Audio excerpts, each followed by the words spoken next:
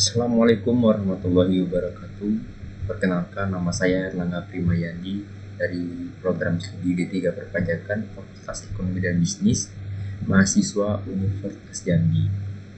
Di video kali ini saya akan menjelaskan mengenai materi pemotongan pajak penghasilan pasal 23 untuk memenuhi mata kuliah saya, yaitu mata kuliah pemotongan dan pemungutan pajak penghasilan. Baiklah, langsung saja kita mulai videonya. Nah, pemotongan PPh 23 ini sudah diatur dalam Undang-Undang Perpajakan. Nah, aturannya itu apa saja? Yang pertama itu ada Undang-Undang Nomor 7 Tahun 1995 tentang pajak penghasilan. Yang kedua ada diatur dalam PMK atau Peraturan Menteri Keuangan Nomor 141 PMK Nomor 3 2015. Nah, kemudian aturan yang mengatur tentang materi ini yaitu Undang-Undang Harmonisasi Perpajakan Nomor 7 Tahun 2021, dan yang kemudian terakhir itu PMK Nomor 69 per PMK 03 per tahun 2022. Nah, apa sih pengertian dari pajak penghasilan pasal 23 ini? Nah, PPh pasal 23 ini adalah pajak penghasilan dalam tahun berjalannya itu yang dipotong atas penghasilan yang diterima atau diperoleh wajib pajak dalam negeri dan bentuk usaha tetap.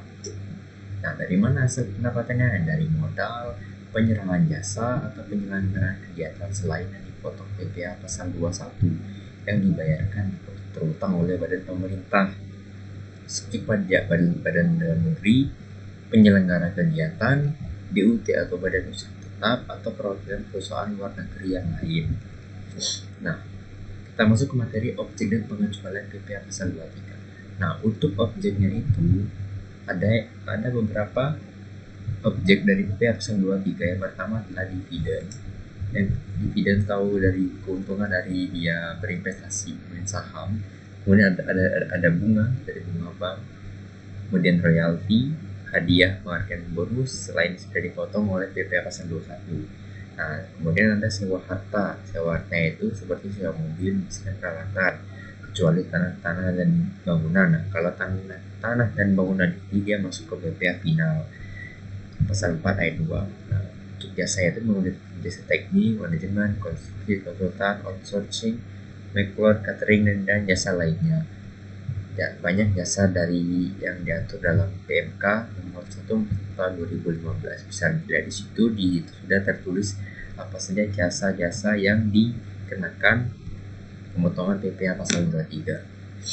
Nah, untuk pengecualian objeknya itu yang pertama adalah penghasilan yang dibayar pada bank atau sewa, dan kemudian ada sewa guna usaha dengan hak opsi. Kemudian ada dividen yang terima badan dalam negeri seperti PT, BUMD, koperasi. Nah, dari penyertaan modalnya itu minimal 25% dan setelah laba ditahan.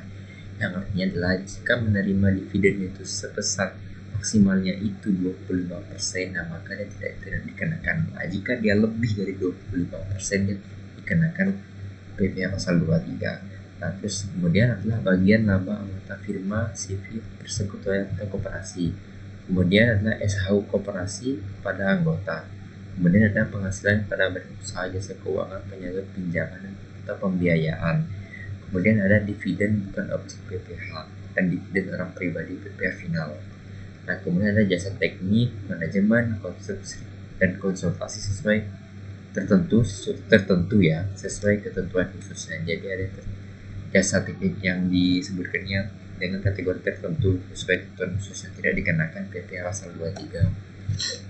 Nah, jasa lainnya itu dia tuh diatur dalam pasal 2 PMK nomor 11 tahun 2015. Jenis jasa lain karena PPh 23 atau yang dipotong PPh pasal 23 sesuai PMK PPh 23. Nah, tarifnya itu dia dikenakan 15% dari jumlah bruto jika yang dividen, bunga, dan royalti, hadiah, penghargaan, dan bonus. Nah, dan kemudian ada tarif 2% dari jumlah penghasilan bruto untuk yang sewa dan penghasilan lain Penghasilan lain terkait guna aset imbalan jasa teknik, manajemen, konstruksi, konsultasi. Kemudianlah jasa lainnya yang tadi sudah disebut yang diatur dalam PMK nomor 141 PMK 03 tahun 2015. Kemudian ada tarif khusus fintech atau financial teknologi.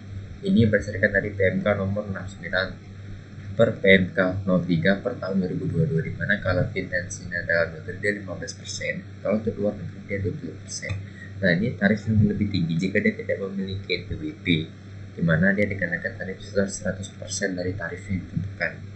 Misalnya dari 15% tambah 100% dari 15% yaitu 30%, 2%-nya itu 100% dari 2% ini 4%, dan untuk hadiah dan undiannya itu sebesar 50%. Nah, ini tuh contoh pengenaan PPh pasal 23 tuh yang jasa lain dalam PMK 141 tahun 2015. Jasa lain ini kategorinya sangat banyak. Nah, kita ambil saja contoh satu, di mana PT AAA membayar jasa event organizer atau IU berupa paket platinum sebesar 1 juta atas konser musik di stadion. Nah, yang NPWP sekian sebesar 1 miliar 1,5 miliar. Nah, berapa PPh pasal 23 yang harus dipotong oleh PT AA? Nah, karena dia termasuk dengan jasa lainnya dalam PMK tahun 2015, nah ini tadi, dia dikenakan tarif 2%. Nah, berarti dari 1,5 miliar ini dikali 2%, didapatlah PPh pasal 23 terutama itu 30 juta. Maka PT AA harus memotong PPh pasal 23 atas pembayaran jasa event organizer tersebut, yang artinya penyedia jasa IU tersebut membayar PPh pasal 23, sedangkan PT AA harus menyetorkan potongan PPh 23 ke kas negara. Kemudian untuk pengenaan yang atas dividen, nah di sini Pak Kelik menerima royalti atas hak yang digunakan sebesar 10 juta. Berapa besar pemotongan PPh pasal 23 atas royalti yang diberikan kepada Pak Kelik? Oh, maaf sebelumnya, ini maksudnya itu adalah royalti ya, bukan dividen ya. Ini salah nih gitu. Misalnya ini pengenaan atas royalti. Jadi maka jumlah PPh yang harus dibayarkan adalah 10 juta ini yang menerima pendapatan dari royalti dikalikan tarif 15%, karena dari sini kita lihat 15% dari jumlah bruto. Nah, ini bunga dan royalti.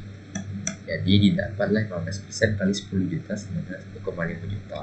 Nah, besar pemotongan PPh pasal 23 atas royalti diterima Pak Kelik sebesar 1,5 juta. Untuk penghitungan atas jasa perancang, Tuan A menerima jasa merancang busana dengan jumlah bruto 15 juta. Berapa jumlah PPh yang dia harus bayar kepada Tuan A? Tarif pasal 23 atas jasa adalah kan tadi 2%. Nah, berarti langsung saja kita kalikan 15 juta ini dengan 2%, dan didapatlah ini sebesar 300.000. Maka Tuan A sebagai pihak menerima penghasilan jasa merancang ini harus menyetor membayar PPh pasal 23-nya atau menyetor pajak terutangnya kas negara. Baiklah, kesimpulan dari materi ini adalah bahwa instrumen penting dalam perpajakan Indonesia, bahwa perpajakan Indonesia instrumen penting. Kita harus membayar pajak dan digunakan untuk dalam pendapatan negara, pembebasan negara, dan merupakan pajak yang dipotong atas penghasilan tertentu terima wajib pajak dalam negeri dan BUT. Nah, dia itu dikenakan bis dividen, bunga, royalti, hadiah, saldo, dan imbalan tertentu. Tujuannya adalah untuk menjadi kepatuhan pajak sejak awal transaksi dan meningkatkan penerimaan negara, serta mewujudkan prinsip keadilan dan keseimbangan dalam sistem perpajakan. Nah, hal ini berperan sebagai alat pengawasan, pengendalian, dan kepatuhan pajak. Baiklah, terima kasih atas perhatian semua. Yang bagi yang menonton, semoga dapat bermanfaat bagi kalian semua telah menonton dan video ini. Semoga dari penyampaian materi saya merupakan hal bermanfaat bagi kalian semua, dan mohon maaf bila ada salah kata atau salah penyebutan dari materi ini, mohon dimaafkan. Terima kasih. Wassalamualaikum warahmatullahi wabarakatuh.